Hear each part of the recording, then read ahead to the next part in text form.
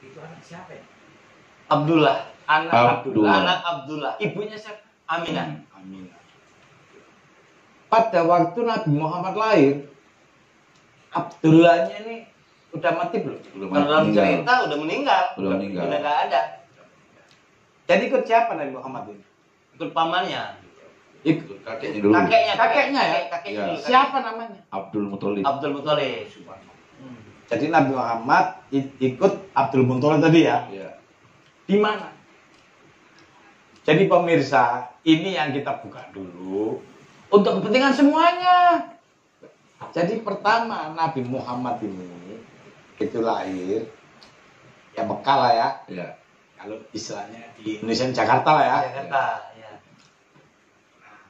Lahir tadi bapaknya nggak ada ya, Sudah nggak ada. Sudah nggak ada. Sudah nggak ada. tinggal ibunya. Habis itu ibunya meninggal. Meninggal. Meninggal. Meninggal. Nah, Berarti Nabi Muhammad ikut siapa dong? ikut kakeknya. Ikut kakeknya. Siapa tadi namanya? Abdul Muthalib. Abdul Muthalib. Abdul Muthalib. Nah, kakeknya ini siapa Nabi Muhammad bukan Jakarta, di Irian. Jauh istilahnya itu. Iya. Sono. Nah, ikut. Selama ikut kakeknya ini Nabi Muhammad itu belajar. Gitu loh. Belajar ilmu. Belajar ilmu. Ya keislaman ini. Belajarnya itu bersama Buhairo. Bukhairo. Bukan Bukhari, Buhairo. Bukhairo itu kayak nama apa ya? Nama pendeta bukan tuh? Pendeta. Iya. Nama pendeta. Kan Buhairo itu yang mempelajari banyak tentang Nabi Isa. Dari Bukhairo itu, ya, itu yang ketemu Muhammad masih kecil. Masih kecil. Yang waktu itu si Bukhairo pernah nyampaikan kepada kakeknya apa pamannya ini? Kakeknya. Tentang tanda-tanda itu. Iya. Kakeknya. Nyambung ya? Iya. Alhamdulillah. Karena si Bukhairo itu setahu saya itu kan pendeta. Dia Ya. nyampaikan kepada kakeknya itu tolong dijaga tuh besok jadi nabi tuh. Nah, gitu. Oke. Nah, Nabi Muhammad ini orang luar biasa ini. Luar biasa di situ gede gitu loh ya. Terus balik lagi ke Mekah itu, ke Jakarta itu istilahnya. Balik di situ lagi. Di atas 17 tahun udah. Oke. Udah dewasa dia. Nah, dikawin. Nih, dikawini oleh Khadijah. nah gitu. Masuk ke sini kawin sama Khadijah. Jadi Nabi Allah Muhammad itu bukan mengawin tapi dikawini. Ya kan yang jatuh cinta tuh Khadijah. Pemirsa, kalau saya mah perempuan, saya yang jatuh cinta bukan perempuan. Jatuh cinta karena sikap beliau ini luar biasa, kejujuran luar biasa lah. Pol-polan lah. Karena gini, Khadijah itu saking cintanya. Tuh. Yang kedua, Tuh. ciri kerasulan itu ada di Muhammad. Dan juga perlu didengar juga, Khadijah punya paman. Pendeta juga yang ngajarin Muhammad di sebelah Nopal itu. Jadi dapat informasi, ya kan, Nopal ya kan, dari pamannya Khadijah bahwa Rasul Muhammad ini bakal ciri kenabian yang ditulis dalam kitab Injil. Surat 61 ayat 6. 616. Ya. Sip. Seperti itu.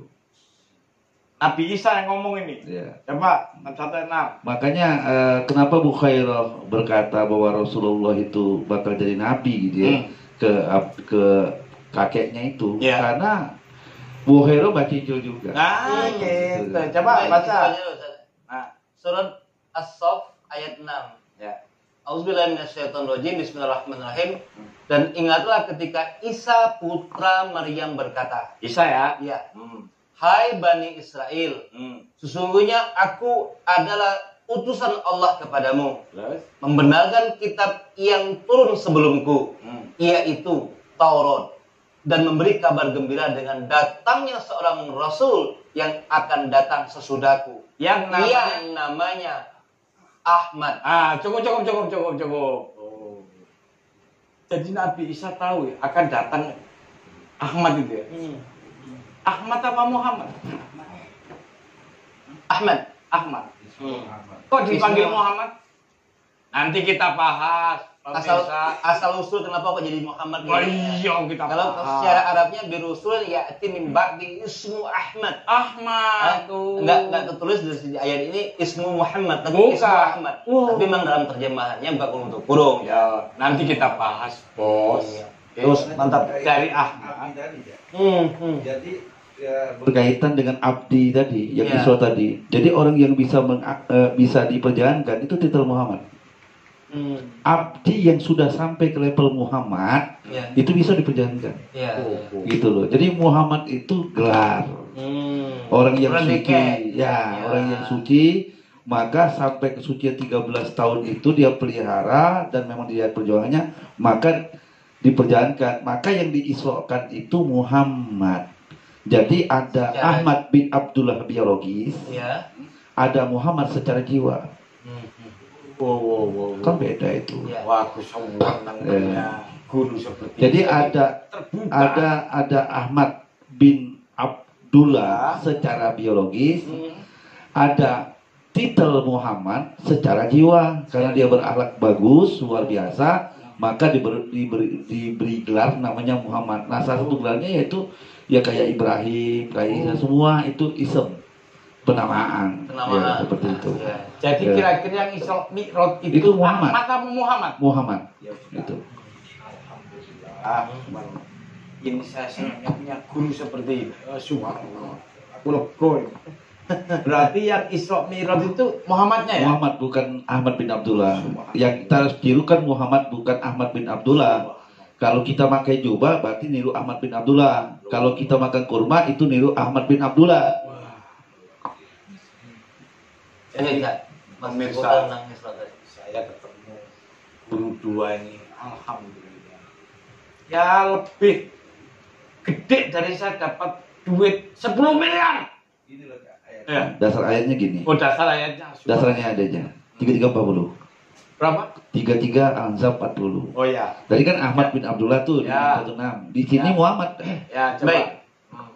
Auzubillahi minasyaitonirrajim, surah Al-Ahzab ayat 40. Muhammad itu sekali-kali bukanlah bapak dari seorang laki-laki di antara kamu. Oh, bukan ya? Oh, Muhammad sama Ahmad itu beda ya? Dalam saya sip. Terus. Tetapi Dia dia adalah Rasulullah dan penutup nabi-nabi.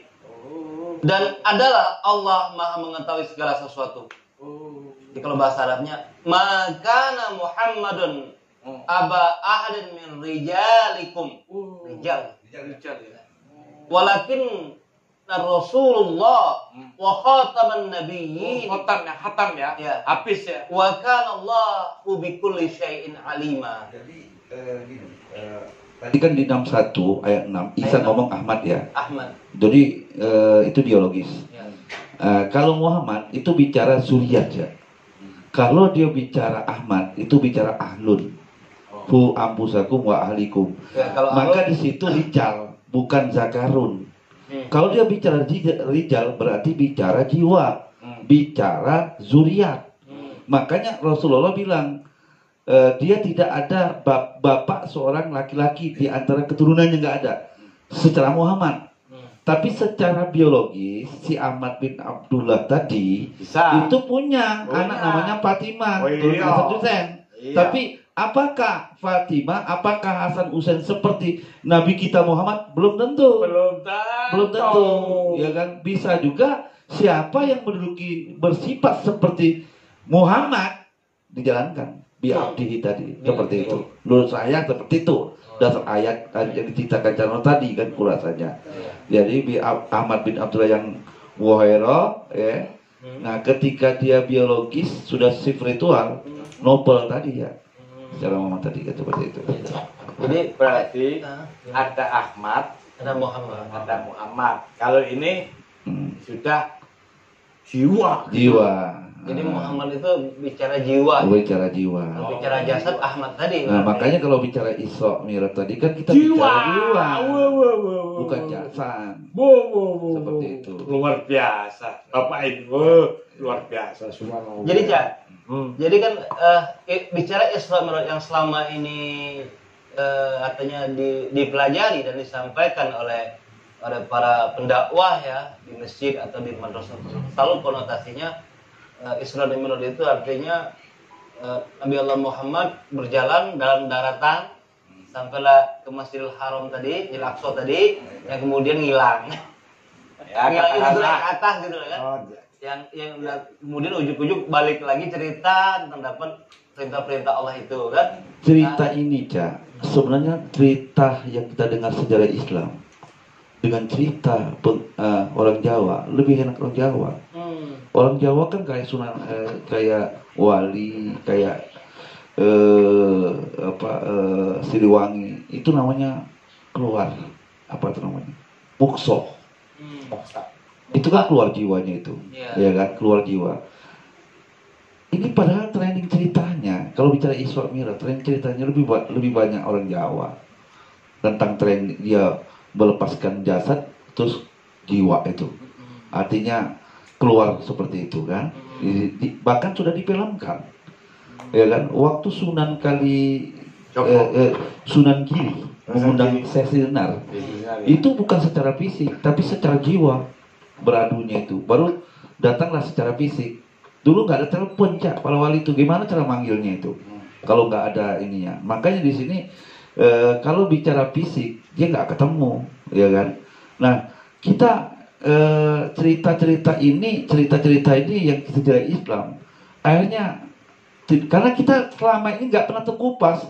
Kita bicara kupas itu cuma jasad dan ruh, napnya nggak pernah dikupas, Jiwanya nggak pernah dibahas. Nah ini yang jadi masalah sebenarnya. Bicara Isra Mi'raj kita kan bicara jiwa sebenarnya, bicara naf seperti itu. Kullu nafsin za'iqatul maut. Setiap yang berjiwa merasakan mati. Seperti itu. Jadi bicara jiwa. Saya main buka surat 29 ini 7 kali. Coba sudah za'iqatul maut tadi. Ya, 29 57 ya. Surat Al-Ankabut ayat 57 artinya A'udzubillahi minasyaitonirrajim. Bismillahirrahmanirrahim. Tiap-tiap yang berjiwa akan merasakan mati. Bahasa Arabnya? Kullu nafsin za'iqatul maut. Summa ilaina turja'un. Kenapa ini nanti kita bahas? Karena kaitannya dengan Isra. Iya. Karena di surat 39 Az-Zumar 42, Iya. Allah memegang jiwa ketika tidur. Allah memegang jiwa ketika mati. Allah menahan jiwa menunggu jiwa yang lain. Nggak ada bicara jasad. Coba buka 32. Kalau orang bicara Isra Mi'raj bicara casing, jasad nggak akan ketemu ini. Maka nggak akan nyambung. Jadi Luar biasa Bapak ini. Nah, Allah memegang jiwa orang ketika matinya. Terus Dan memegang jiwa orang yang belum mati di waktu tidurnya. Maka dia tahala jiwa orang yang telah ditetapkan kematiannya, dan dia melepaskan jiwa yang lain sampai waktu yang ditetapkan. Jadi kan kalau kita jiwa yang mati, terus yang kedua waktu tidur ditahan jiwa, jasadnya tidur ya, ruhnya masih ngorok, tapi jiwanya yang dipegang oleh Tuhan. Bisa saja diperjalankan seperti itu, ya kan? Ya. Ini yang sewul memahami. Ya. Allahu yatawaffa. Ini kan kalimatnya nafsun. Allahu yatawaffal nafsa hina mautiha. Kalau mautiha wallati lam tamut. Kalau maut mati. Baru berencana untuk tarik. Iya. Jadi mungkin di ayat ini mungkin maaf ya. Wafat mati kan berbeda ini. Wafat Karena di sini kalau bicara wafat hubungannya kalimatnya disinkronkan ya tawaffal anfus ini Arabnya. Ya. Jadi kalau wafat itu kepada anfus jiwa. Mautiha itu kepada sebenarnya kebenaran fisik ini. Ya. Kalau saya pahami ini. Nah, nanti Yo. Hina mautiha walam tamut fi manamiha. Ini kayak manam kan sama kayak ceritanya Ibrahim ini. Manam, arafil manam. Kalau ceritanya Nabi Allah Yusuf tidak ada fil manamnya, yang ada aro saja. Kan begitu Ustaz. Terus deh. Di situ memang penting ya. Hebatnya Al-Quran nih, kenapa sih Al-Quran ini harus turun di Arab gitu loh? Nah, gitu. Itu kan. Ini Sip. bukan belajar bahasa Indonesia saja. Kenapa sih Al-Quran turun di Arab? Ya kan? Kenapa nggak di Palembang Nggak di aja? Palembang. Karena kaku bahasa Palembang seklek ya. Hmm. Contoh, bahasa Arab ya. Tawafa diartikan mati. Ya. Maut diartikan mati. Ajalun diartikan mati. Tapi kan dalam pemanaan sama, tapi beda yang maksud. Ya, punya maksud berbeda. Maka berbeda. Ya. Maka seperti itu. Maka kalau bicara tawafa, dia berkaitan dengan ada kata-kata mautiha. Ada 2 kalimat. Iya. Ya kan? Maka saya apa tadi pegang jiwanya ketika mautiha. Kenapa di situ ada kata wafat, ada kata-kata tawafa, ada kata-kata maut. Kok dua-duanya ada di situ? Ada 2 kalimat situ aja. Oke? Yang kau omongin tadi yang tadi diomongin. Ya kan? Ya. Indah apa itu? Ina mautiha. Mautiha. Udah mati belum hina mautiha? Belum ini. Belum. Oh. Belum. Ya kan? Belum. Belum. Ya, Belum. ya sudah.